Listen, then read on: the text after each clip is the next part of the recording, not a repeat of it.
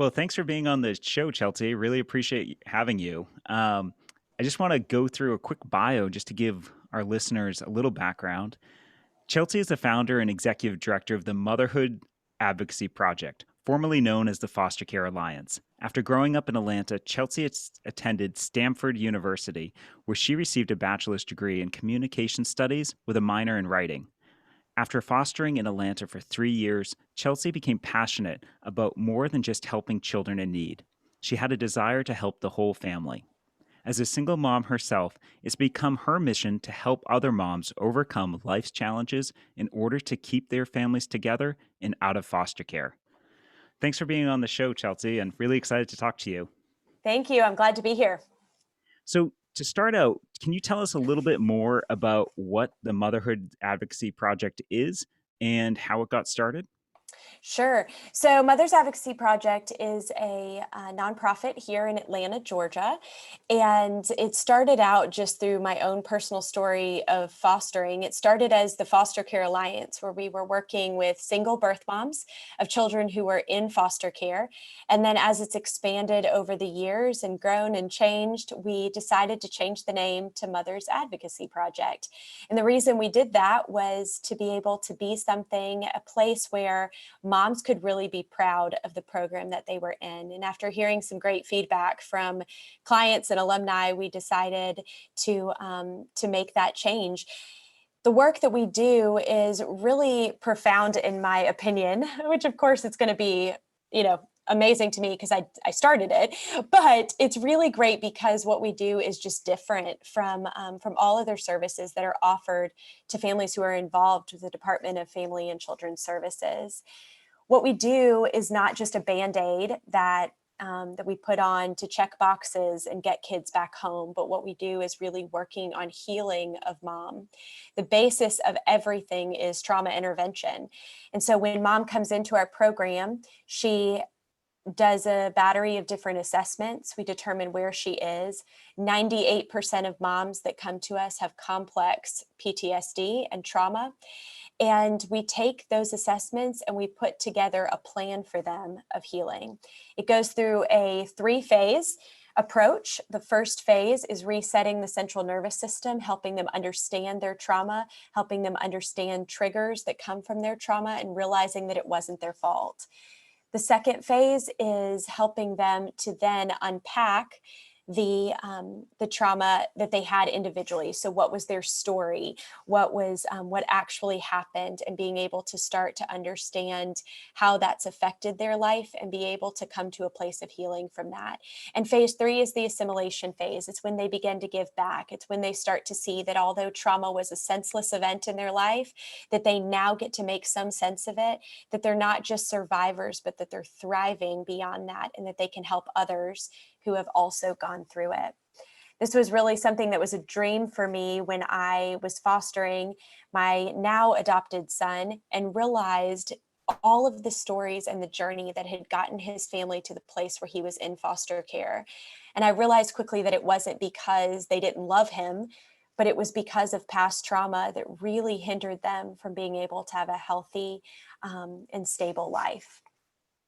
So, how did you go about starting this? Like, you have a really developed and well-running nonprofit now, but how did this come about with that initial fostering of the child who now became your son that you've adopted? But can you talk to us about how you founded it and how that started? Kind of that germ of an idea.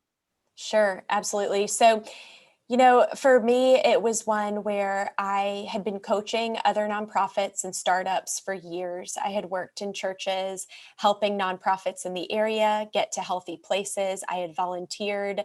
I had always been passionate about children in poverty and families in poverty and helping them get out. And so as I was fostering, I started to ask a lot of questions about why things were being done the way that they were being done, why I wasn't seeing genuine healing, why I wasn't seeing services being provided in the way that was necessary for my son's birth mother. And as I was asking these questions, it really became something for me where it was the first time in my life that it was a problem that I felt like I had to solve or die trying. Most of the time, and really all the time in my life prior to that, I was very, very content helping other people start their dreams and helping coach them in that. I was always in a support role and really enjoyed it, was very content. I never thought I would start my own business. I thought maybe someday I'd be executive director of, as I got more seasoned, of a nonprofit somebody else started years and years ago, but never thought I'd have something that I was so passionate about that I couldn't sleep at night until I figured it out. And so honestly, I started to think about the idea, started to ask questions, and really start to pray about whether or not this was something that that I was going to start now or start later. It was never really a question of whether I was going to do it. It was just, am I ready now? So I decided, I had a townhouse. I was renting in the city of Atlanta at the time, but I had a townhouse that I owned up in the suburbs. And I decided, okay, I'm just going to try to sell it and see what happens. And if I sell it for a certain amount, then I will quit my job and I will take the first year researching best practices across the country and try to figure out how I want to start it, what I want to start, and what our model should be. And so I put my house on the market. 3 days later, I was under contract, and the profit, somebody offered me cash for 3 times what I wanted as a profit. Needless to say, I was able then to say, okay, I can go without a salary for a year. So I went to my boss and I said, hey, I've got this idea, something I want to start. And he stopped me and he said, I know. And he said, actually, my wife came to me the other day. She was praying for you, and she told me that God told her that that you had an idea that God was birthing in you, and that I was to support and encourage and send you off in that. And so that was even more confirmation for me. So I finished out my job. I didn't leave for probably 3 or 4 months just to finish out well, and with them, and then ended up leaving. I took an entire year to research best practices and to interview people who had started nonprofits, people who had run successful companies, entrepreneurs, and people who I really just trusted and respected. One man who I spoke with, his name is John. He was probably in his late 70s at the time, and he was in the military for years and years, and I always respected what he had to say. He'd coached me in a lot of things over the time when it came to nonprofits, and was really great at finances. And his greatest advice to me was, don't just have a plan A and a plan B, but have a plan C, so that you're never caught off guard. And then he told me to ask as many different people about my idea, my project as possible, and tell them that I wouldn't be offended, shoot as many holes in it so that I have a chance to be able to make a plan B and a plan C were those holes to actually be a problem. And so I did that. And for that first year, really just started at the drawing board of figuring out and asking people to shoot holes in my idea and figure out the best way to go forward.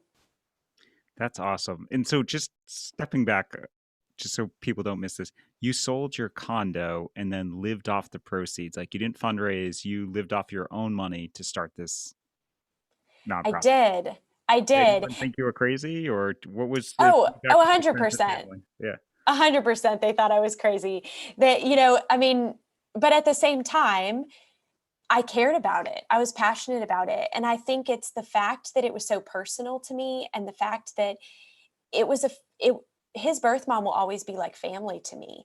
And being able to see her face as I was doing that, and see my son's face. And I will be honest, adoption is really beautiful, but it's also really difficult. It's not tied up with a bow like people think.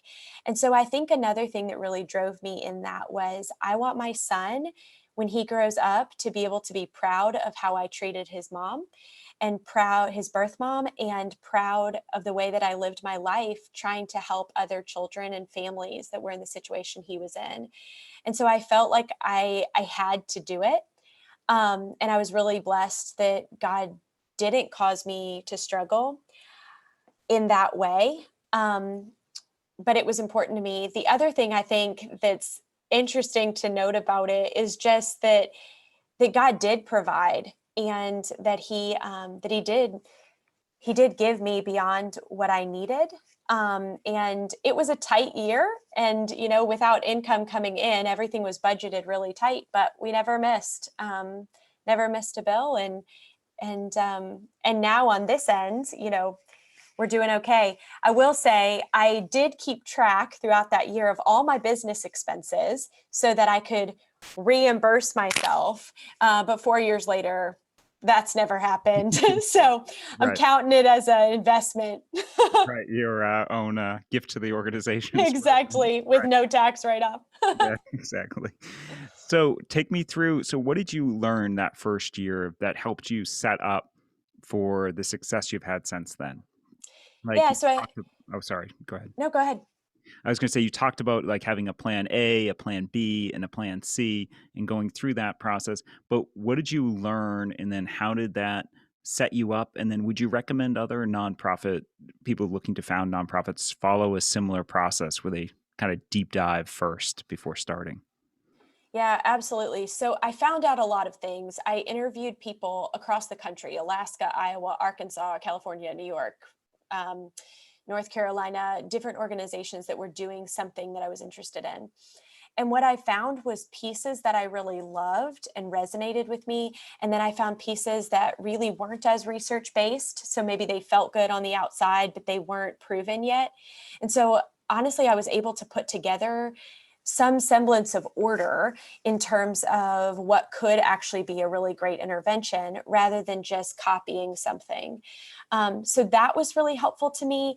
I will say also, I learned that as I shared my story, that I wasn't so alone in starting this, that I had a lot of people that were excited about me taking this to the next step, that fostering was something people supported me in. But then, even watching this and hearing my story and why I wanted to start it, that even people who had no experience with foster care really wanted to help me. It also built up a base of donors and supporters who saw that I was committed to it, but had an invested interest because they had sat down and given their advice on it. So it really felt like what a nonprofit should be: a community organization that was created by the community. And so I would say that that was something that was really valuable. I will also say, as a founder, we talk a lot about founderitis and being so married to your idea that you can't shift and change. Starting off this way creates the ability and the necessity, really, to be humble about your idea and to recognize that you've been given a vision, but that's only a piece of it. And other people have wisdom that can be spoken into it. And so that humility has honestly given us a place where I have the ability now to hear critique and actually make changes as necessary, which I would say is why to this day we've been able to make major changes and pivots, even such as changing our name, because we heard from clients and alumni and advisors that Foster Care Alliance wasn't a positive reflection of what we actually do. And so I wasn't, although that was difficult because that was my baby, it was also, okay, that name got us launched, but if it's not best, then we already had this culture of needing plan B and plan C to make it the best that it could be. That's so great. And I think it's really interesting. Like, instead of, they talk about with startups, like sometimes people go into stealth mode, where they're working on their project, not talking to anyone, and then they have the big reveal. And obviously, it's a little different with nonprofits. But it's interesting how you kind of built this base of donors that you later, after talking with them, getting their advice, that you went back to. So they've been able to see this journey with you and experience it firsthand. That's really interesting because it's kind of counterintuitive than what you'd expect. It was. And I also think, it's positive when they see that you're also making an investment as well, that I'm not starting this nonprofit because I don't feel like working somewhere and just getting an easy paycheck, that I want to raise money so people just give me money. But they see that I'm actually invested and I'm in this for the long haul, and I'm willing to really stake my livelihood on it, that it's going to be successful. I think really built a base of people who believed in what we were going to do. Right. And you had so much skin in the game where you're living on your own money to make this happen, and make this Mhm. a reality. So take us through, you did this year of research, and then what happened next? So we opened up. We decided to launch. We got a building, which was falling apart. Literally, the gutters and the part of the roof on the front were falling down to the point we had to prop it up so that it wasn't a liability. I mean, old building. But the church, my church came in, we pulled up carpet, we painted walls, we did everything we could to make this great. And we launched. And quite honestly, Trevor, we didn't have one referral for 3 months. Oh my So gosh. we had done all this research. We had this great DFACS was even the Department of Family and Children Services was on board. They liked the idea. Zero referrals for 3 months. And I was like, okay. And so we took that time to just continue building. At the time, I had 2 employees that I'd hired, someone to kind of run operations in the front office and somebody who was our case manager. And then I had a contracted therapist. And we didn't have anybody. And then we decided we'd do an employment workshop because we could, which was something totally different than we were expecting, but it was a way to get people in the door. So we got 5 people to sign up for it. And we started working with them and it was great. But I had things I wanted to try, right? I had different models. I had, let's try to do this. Let's try to do that. And we did it and it worked. I mean, they were happy with it, but it wasn't really a model that was replicable. It was so individualized. But it was really a learning and growing process of us being able to take all that we learned and then try some things out. We still keep in touch with those families to this day, but they did not go through all 3 phases because we Sure. didn't even have 3 phases at that point. So really it was take the research and just start. You're never going to be completely ready. Sometimes you just have to start and try. And when people ask, I always say we tweak and change and tweak and change and tweak and change constantly until you get to something. And I think if you want to be relevant and if you want to be cutting edge on best research and best practices, you're really always tweaking and changing, sometimes more than others. So in the beginning, we had to really tweak and change. And then quite honestly, we found in the first 6 months, somebody was kind of questioning what we were doing and what our practices were, and everybody was looking into us, and DFACS got wind of who we were and that sort of thing. And we had somebody that actually got in trouble for giving us a bunch of psychological information and things without having a proper agreement. And so we were temporarily shut down for about 2 months. We had no idea about those types of agreements. We expected, the person we were working with to tell us about this. That person is no longer with the department for several reasons, not just this. But come to find out that for those couple months, we had to stop all of our seeing all of our clients and just pause for a few months. They told us not to talk to our clients, not to do anything like that. We pushed back and we said, well, even if you shut us down forever, we're going to tell our clients face to face and we are going to refer them to other providers because we want their interventions to continue. And so we did that. We used integrity. DFACS then looked into us. We gave them all of our financials, everything, let them look at it. They ended up coming back after those 2 months and saying, we've never seen a nonprofit that was so detailed and whose books were so clean and whose records of clients and release forms and everything were so detailed that they said, where do you want to go? What counties? And so we grew after that 2 months from 1 county to 4 counties. What we thought was shutting down was actually a catalyst for growth. And we ended up becoming now not just known by county level people in 1 county, but by the entire state level organization after being looked into. And they're constantly trying to get us to go to more places. So I would say starting for us was not sunshine and butterflies and flowers. It was a really tough first year. But people stuck with us because they knew the integrity of the organization and they knew we'd pull through. I can't say I was as optimistic in that moment as everyone else. I was nervous, but at the end of the day, integrity, doing integrity in the small things when nobody's looking ended up really paying off for us in the long run, because when they did look, we had everything together. Right. And how did you keep your staff motivated? You said a full-time therapist working for you and you have 90 days in this first year without a client. and then you have 2 months you're shut down. Like, imagine you probably wanted to be with the meet with the therapist yourself after Probably such did. ups and downs. But like, what did you do as a leader to keep your team motivated, where the outlook Yeah. probably wasn't that like looking that great in the short Yeah. term? Yeah, so it was tough, but I would say the people that I hired had a passion for this work.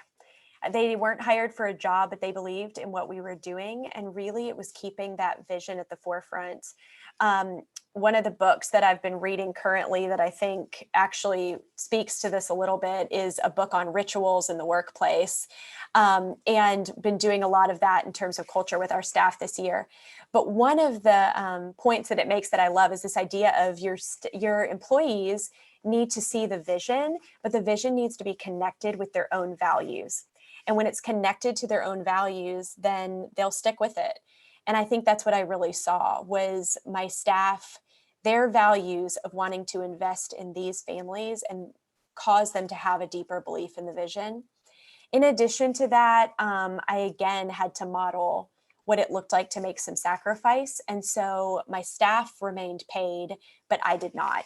And I actually let them know that so that they would know that this was something that I was for them and I wanted their families to do well, and all of that. And we weathered the storm without losing any of our staff at that point.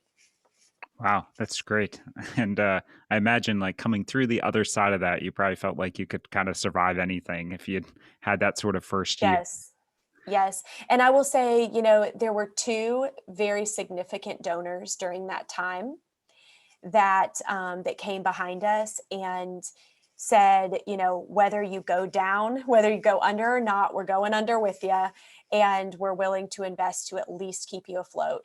But we cut everything that we didn't have to. I mean, as silly as it sounds, we paid $8 a month for crystal water bottle, to come in we returned the machine, got the refund. We didn't do the $8. I mean, our, keeping our temperature as best we could. You know, we were bare minimum, anything we could cut, we did. And honestly, it probably took me almost a year after that, like you were saying, weather the storm. We weathered the storm. We felt like we could do anything, but at the same time, we were still, I didn't bring the water back for a while, like just this anxiety of what if something like this happens again? And I will say that experience has probably made us tighter on our budget, and probably will always continue in the back of my mind of if we need to go dark for a little bit, or we need to cut back, it's not as hard as it was in the beginning.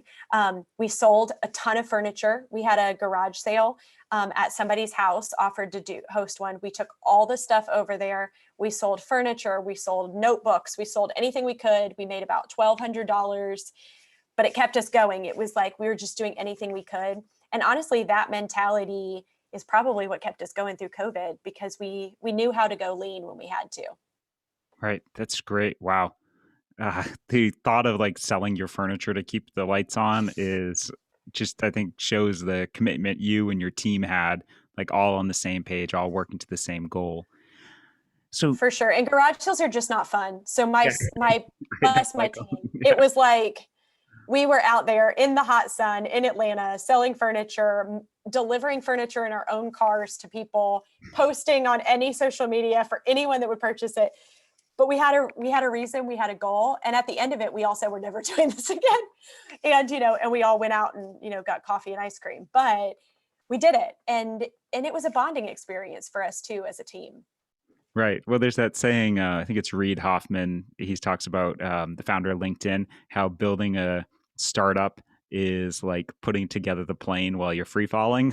And I think, 100%, yeah, I yes. think can see the correlation here. Uh, Yes. so take us through, you've gone through this first kind of rocky, you had the year of research, this kind of rocky first year that turns out well because you guys had done a good job, even though you were questioned and you had this period where you're shut down and it still turns into a good thing. What's it like for the clients that come through? Can you walk us through what their experience is like? Maybe it's more now since you've evolved, but just what's the service like for them?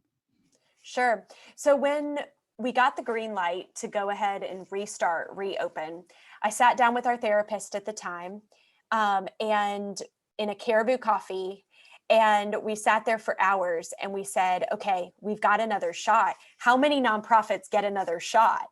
We can take everything we've learned over the last, 6 months to 8 months, and we can relaunch basically.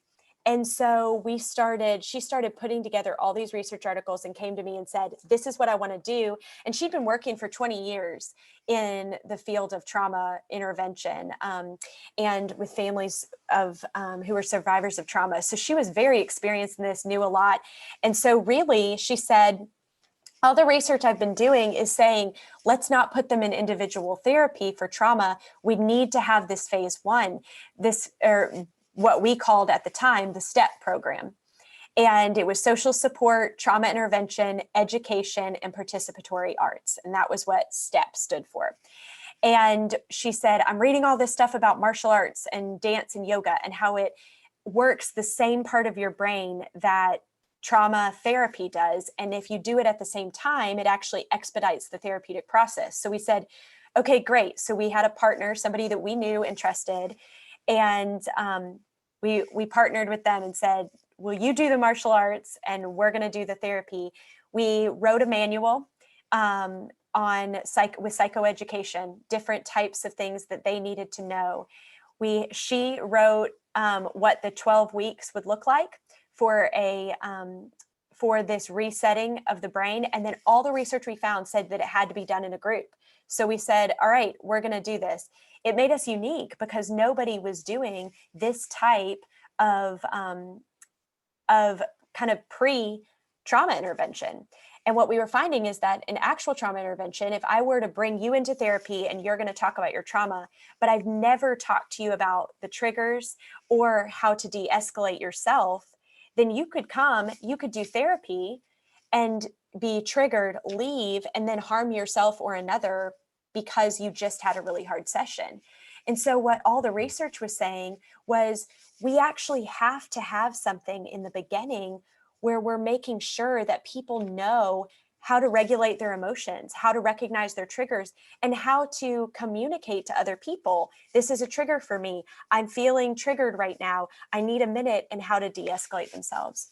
So we decided to try this and get people to come in. And so we, again, partnered with DFACS. We started bringing in some moms doing this group intervention, and it was going wonderfully. And so for a year, we did the STEP program. And then when they finished step one, or that step, phase one, they were ready for individual therapy, but we didn't have the staff or the means to really be able to do it. So we would refer them to other individual therapists in the community. However, what we found was that none of them actually went to the individual therapist. So we taught them about all these things, but then they never actually got to their trauma intervention. And they kept asking us if we would do it, because we knew their stories and we knew them so deeply. And we had done basically full psychological assessment with them. And we'd pass all this information to the therapist and this sort of thing, but they didn't want to tell their story again. They didn't want to have to trust one more person, because trust is something that doesn't come easily for Right. this population. And so we had planned, actually, after that 1 year of STEP, to open another site. And we said, we're going to take more families, we're going to open another site. And so we had communicated that we were ready to go. We were going to all these counties. And we sat down and we said, okay, is this what we want to do? Because business move wise, we should probably start more sites because donors really like to see that. However, our moms are needing more, and we know that they're needing more. So would we rather grow by opening another site, like we've been saying, or would we rather grow by adding more phases and writing more material? And so we said, okay, it's going to be more work for us, but we're going to do it. And so we decided after that year to add phase 2 and phase 3, where we actually do individual therapy. And then that phase 3, like I was mentioning before, where they go back into a support group to assimilate that trauma. And so we decided to do that, and kept moving along in those phases, and things were going really, really well with that. And so we planned to continue doing that into last year, and then of course COVID. And so we didn't quite get as many families through as we hoped in that next year, but we at least had the 3 phases. And so during COVID, we said the same thing. We planned in 2021 to open another site and to be doing the 3 phases at another site. But with COVID, we had to take less people to be able to socially distance them in a room. We had to, we were still doing childcare and that sort of thing. And so we looked at it and we said, okay, our clients have been asking us forever to do child trauma therapy with their children. That's not on the plan for another 5 years. However, we won't have to cross-contaminate as many families if we take less moms, but we actually add the program to help children. And so we decided yet again for 2021 that we would just go deeper rather than And wider. by cross contamination, you mean like with COVID itself, right? Yes, Like, yeah, yeah, exactly. okay. Because we had to keep families so separate. So we had to keep, if we had 2 families there for childcare, we had to have different people watching them Sure. because it was so strict at the beginning. And we had to distance our moms in group and all of this. And so we had to make sure we weren't mixing families. Mhm. And now it's not quite as big of a deal because they'll wear masks and we do, all of the safety protocols, and kids are back in school and such here in Georgia. But all that to say, we just had to be careful. So we decided to pilot that program at the end of 2020 to see if we wanted to go with it in 2021. And the pilot program, our final results will be back in a couple of weeks.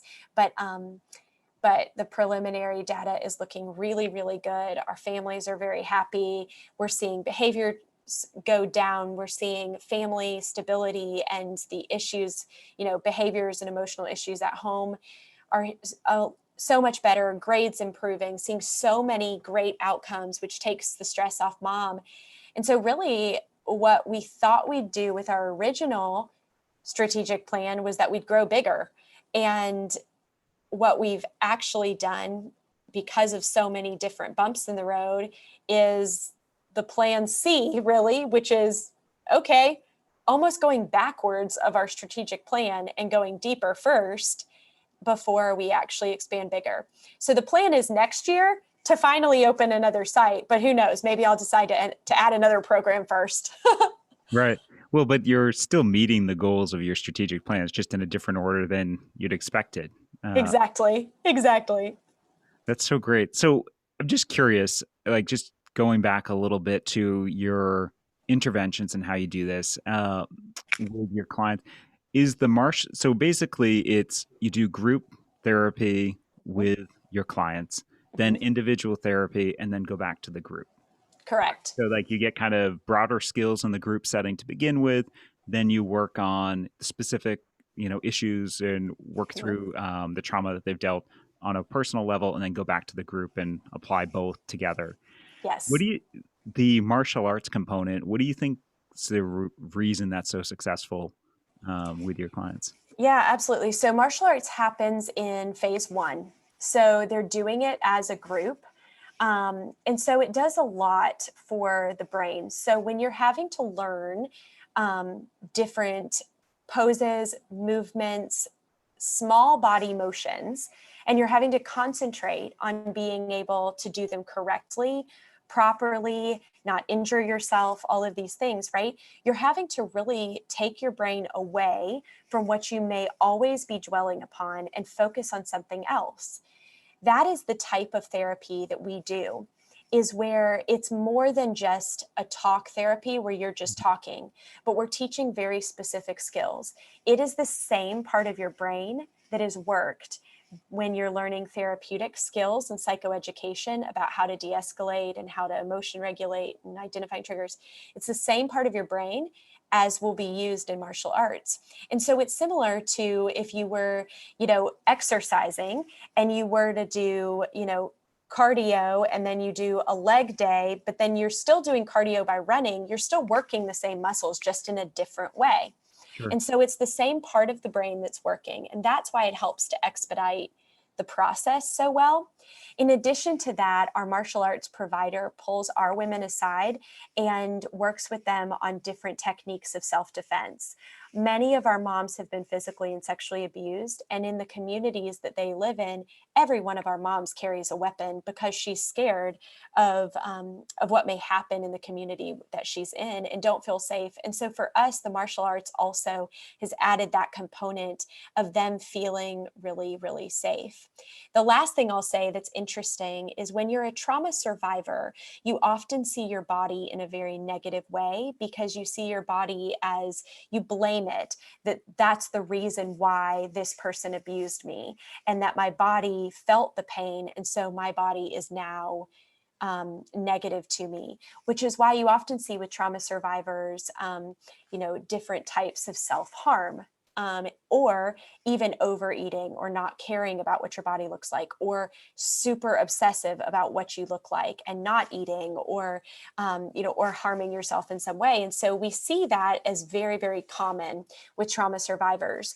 When you are doing things like yoga, dance, martial arts, you are starting to recognize that your body is strong and capable of doing more than you ever thought it could do. And you start to feel your body in a way that's this mind-body connection. You start to feel your body as a strong physical presence that can overcome something, but that also can be taken care of and can be tweaked and changed in order to serve you better. And so it's a really cool connection that way where we do that. One great example is we had a mom one time who was there, and she was just struggled with depression and so many things. And at martial arts one day, she just started laughing.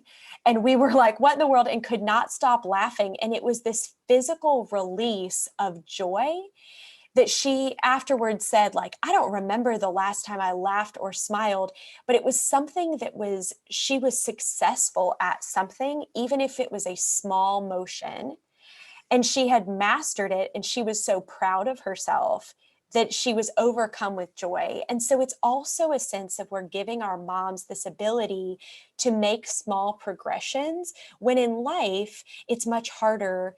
The jumps and the progressions are much bigger, but being able to master a movement allows you to feel like you're making progress and allows you to feel like your body has the ability to continue making bigger progress in the future of your life. Right. Well, and that makes a ton of sense. Like you're feeling more confident, you're feeling better about yourself. And then when you go into the individual work, which I'm sure is much more difficult, likely, Yes. you already have this baseline of you've added new skills, you're feeling better about your physical safety, your ability to take care of yourself and protect yourself. It's really Yes. fascinating. Yes. So this all came from like the design came though from that like year of research and working with your team on coming up with how to specifically do this. Yes. So our lead psychotherapist really wrote the majority of the trauma intervention that goes along with it. And again, it came from all that time of research and research studies. So every component that we have a big thick binder of research studies, and it keeps growing and we keep adding binders. But every component that we have, even down to how we train our staff to follow up on intake and the questions we ask and these types of things, all have a research study to go behind them. That's really great. So what have your outcomes been? Like I know it's still, early and you've had, still a limited number of people go through your program, but what have the early initial outcomes been? Yeah, so our outcomes have really been great. We have found over time, as I mentioned when we changed our name, we started with reunification readiness, but then we started taking moms who are what is called family preservation. And so when we took family preservation mothers, this was moms who still had the kids in their custody, but were at risk of coming into foster care due to some sort of issue. And we found through that 84% of kids that come into foster care come in for solvable problems. So family preservation is saying, could we solve these problems before we ever bring them into care? But then we saw this funny phenomenon happening that doesn't usually happen with service providers, is that our moms started telling their friends and their relatives and their neighbors about our program. And so we started having self-referrals from the community. So we opened up even more to that. One example is we had a mom, we had no idea she did this, but she learned something in therapy that was really helpful to her. She posted about it on Facebook. And we woke up the next morning to 23 referrals and 40 over the course of that week. Wow. Of people saying, a friend of a friend saw this post and I heard that your program helps single moms in need. I have trauma, I need help. And so we saw this influx of people. So with that said, we have had really, really great success when it comes to family preservation in terms of kids not coming into foster care. And so with that, of all the moms that have gone through that are our family preservation cases, we've had one child who has gone into care, and there were 3 children in that home. And that was because she's a baby and there was, some laundry detergent she accidentally got into. And so they had to investigate. They investigated it, and the child was returned back home. So even in that situation, 100% of the moms that have gone through our program, we have been able to avoid going into foster care. So what we're really hoping in the future is we're pivoting a bit in that way. And we're saying, let us work with these families before you bring their children into care. If you think that it's a solvable issue that's putting the child at risk, help us stabilize or help us make that referral and let us help them stabilize the family, and you won't see them come into care. The moms that have gone through the phases, every mom that completes phase 1, 2, and 3 are stably employed, stably housed, financially stable, emotionally stable, kids are going to school, they are really, really thriving. In fact, the majority of them have even received raises and promotions in their jobs since graduating.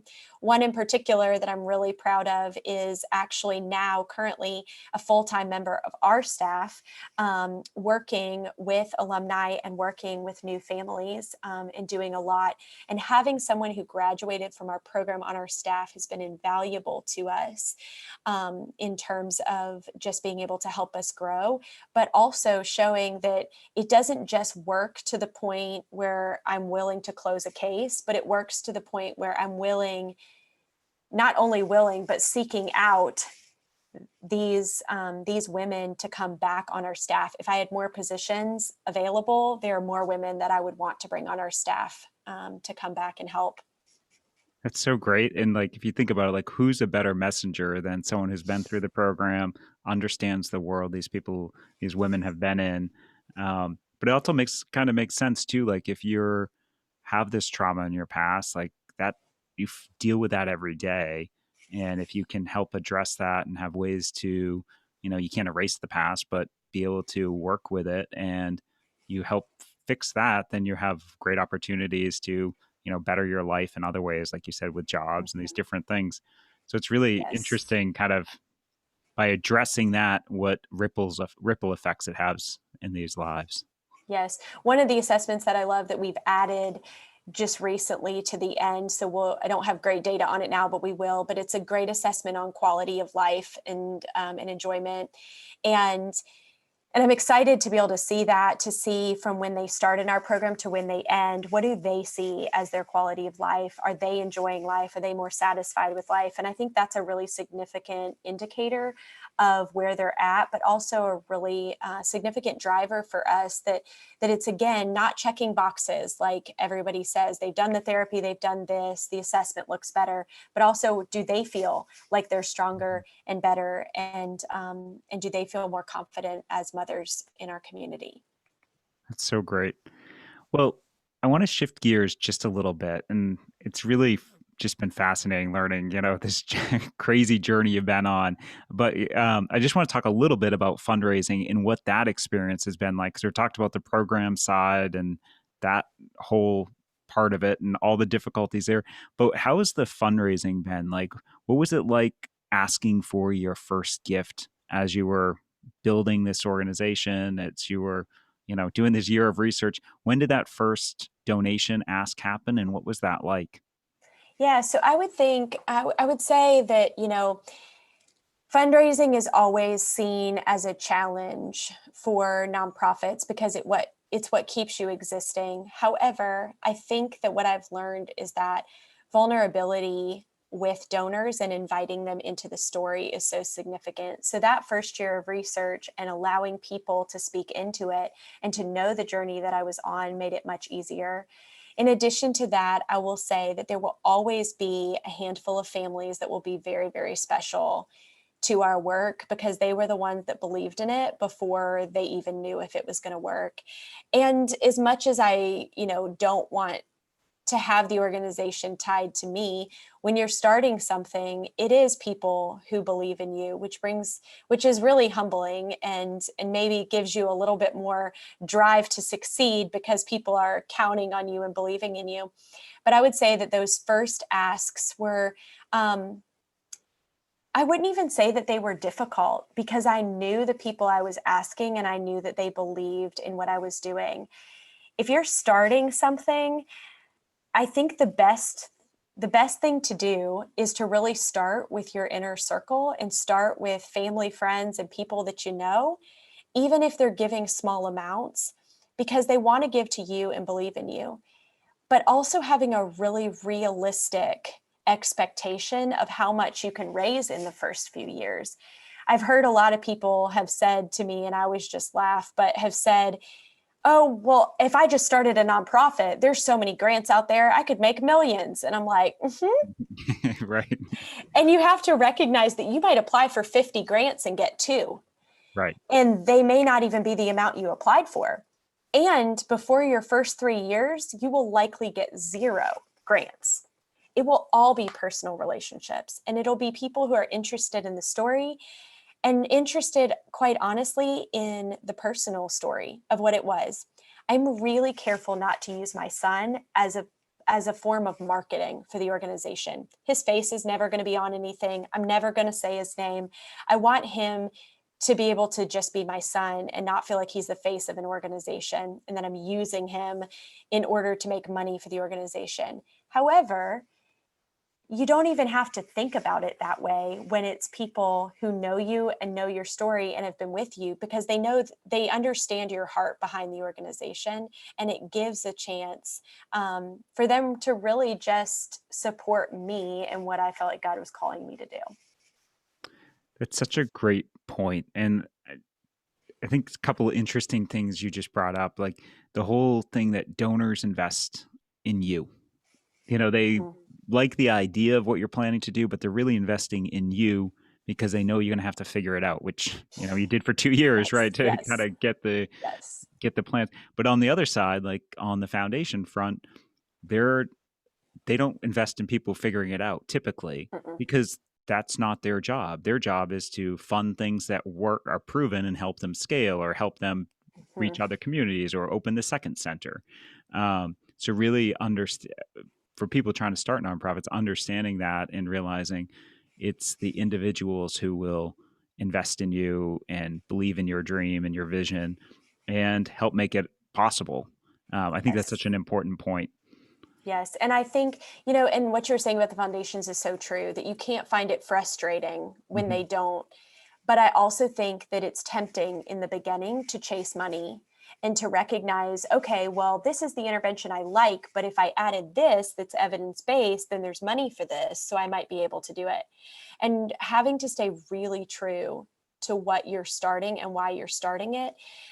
But it takes a lot of planning and prepping. If I had thought about starting an organization and did not prep financially for my family beforehand, this would have been much, much harder. And I would have had to quit out of necessity to be able to support my family.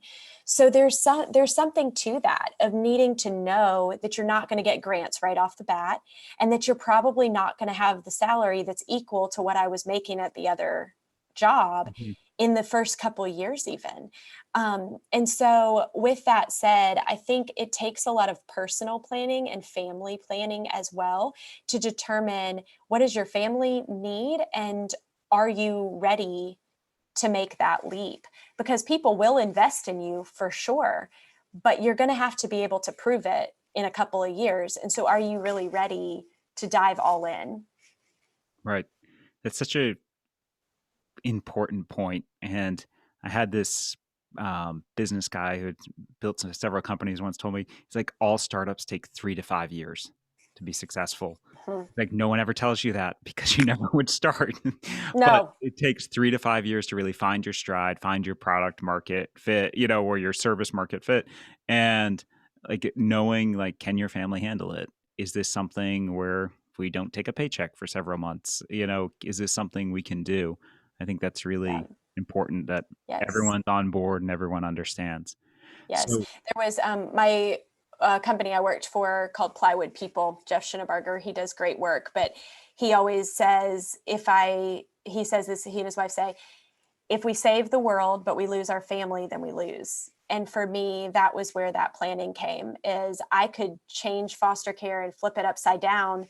But if at the end of the day, I was never there for my son and he ends up resenting the work that I did, or ends up being scarred himself because he never had a mom that was involved in his life, then did I really do what was my primary responsibility? And so I think there's a lot of great ideas, but I think timing is everything too.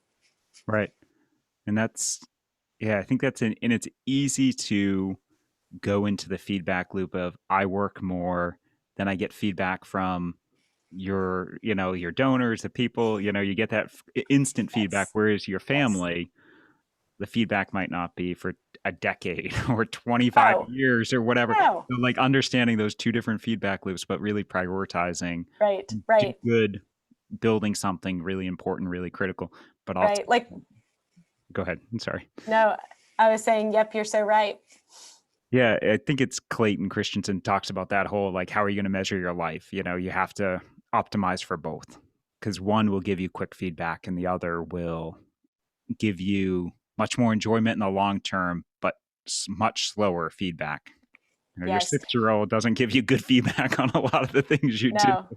No, I was going to say we were joking before about reading Pete the Cat to our children last night. Mhm. And I mean, I got no thank you, mommy, for reading me Pete the Cat.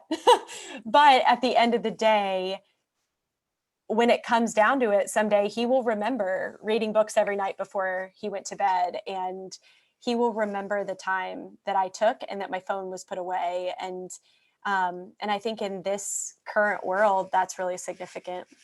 Right. And you never know, to the moments that they remember, that will kind of be the defining moments of their childhood. So, Yes. just to wrap up, what advice, you've gone through your whole journey that's, had its ups and downs with starting your nonprofit, but what advice would you give listeners to go and take action on listening to this episode? We like to, kind of leave our listeners with one final thought on what they can do, how they can take action. What would that be from you, Chelsea? Yeah, I think for me, kind of going back to a few things that I've said, one, read, read, read, and research. Don't assume that because you saw one idea and you thought it was great, that that is the only idea or that it's the best, and have the humility to recognize that something may prove you wrong. So I think that's been something that's been significant in our journey all along, is that I'm constantly reading and constantly researching. And reading may not be that I was reading a book about something, but I might be reading juvenile code for courts because I want to be the most informed in my field. That would be one piece of advice. The second piece of advice would be to find trusted people from all different walks of life. And tell them your idea. Ask them whether they think it would work, and then ask them to give you at least 3 things that could fall apart in your idea. And I think with that, what you're going to go back and say is, okay, this wasn't unsolicited advice. This was solicited advice. So first of all, you're not going to be offended by somebody shooting holes in your idea. But secondly, you look at those, put them up on a whiteboard or on a piece of paper, and then figure out, if that's the case, what's my plan B and what's my plan C? And I think that that's really significant. And when I talk about different walks of life, I also think it's significant when you're asking these people, don't just ask successful business people. Ask people who are going to be your clients, ask people who know you and know what you want for your family and your organization, that's going to create your organization with a culture that reflects your own values. The first couple people that I told my idea to, one was my son's biological grandmother, who is very close to me. We still talk all the time. But I said to her, is this going to work? What do you think? Does this actually create dignity? Would you ever want to be a part of this? How would this have changed your family? Why would people not come to this? So asking her all these questions, but really inviting the people that you're looking to serve or whoever that client may be, asking them whether or not this actually is a good idea, rather than you just telling people it's a good idea. So finding all different people who knew nothing about foster care. And so what was great is they'd say, I don't know about foster care. And I'd be like, that's great, because I'm going to tell you about some business ideas. And I need you to tell me whether this structure actually works. So I would say looking for people who are able to tell you those things and then taking that critical feedback is really, really important. And then always being able to look at that feedback through the values that are most important to you. Like I said, earlier, if your values, your personal values are not connected to your mission, you're not going to make it past the 3-5 years. You may not make it past year 1 because it's really, really, really hard. And the value system that you hold is what keeps you going. At Foster Care Alliance, now Mothers Advocacy Project, our values are family, dignity, and generosity. Everything we do is done through those lenses. We ask our staff that on their staff reviews. We ask that of our clients in their satisfaction reviews. We want to make sure that every person that walks through our doors, we've even asked donors this, do they see these values in everything that we do?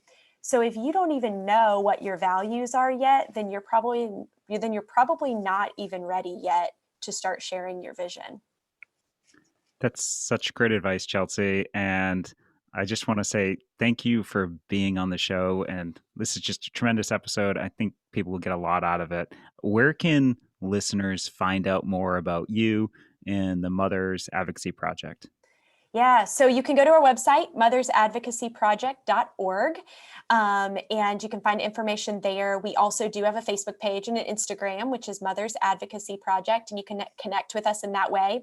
We do send out quarterly newsletters, ways to get involved, those types of things, and so we would love for you to be a part of that. And we hope by the end of this year to have actually some training on trauma and to learn more, to be ready by the end of this year, start to launch some of the teaching that we do around the work, around our work. And so if you stay connected with us, there will even be opportunities to learn more.